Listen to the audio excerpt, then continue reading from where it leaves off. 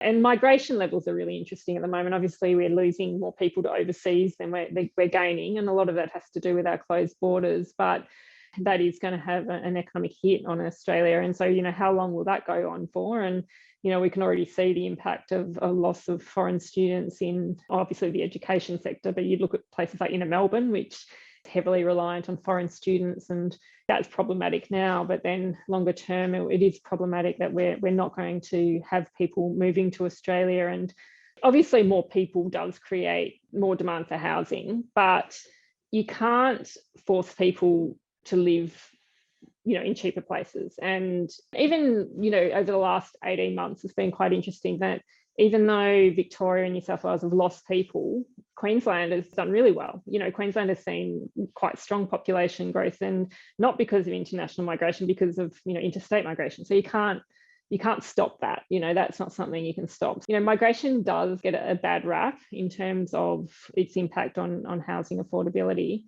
On one hand, there's some property markets that will really benefit from migration. And obviously, Melbourne is one that when we have a look at what's happened to rents there, Melbourne CBD rents have dropped 20%. We've seen a similar situation in many of the unit markets in Sydney, Parramatta, North Ryde, those high development areas. So I guess migration, and particularly students coming in, that will be particularly positive for those markets. More broadly, though, I suppose it does start to open up discussion around housing supply and, how do we best accommodate population growth or even employment growth? How do we get people to move permanently out of big congested capital cities? Obviously, COVID has done that to a certain extent, but people will be drawn back because they need to get into their workplaces. So that has been a positive impact of COVID. It has spread people out more in Australia, and in effect has freed up housing, but then it has been offset by very low finance and these wealth effects, which have pushed up rents and also pushed up values.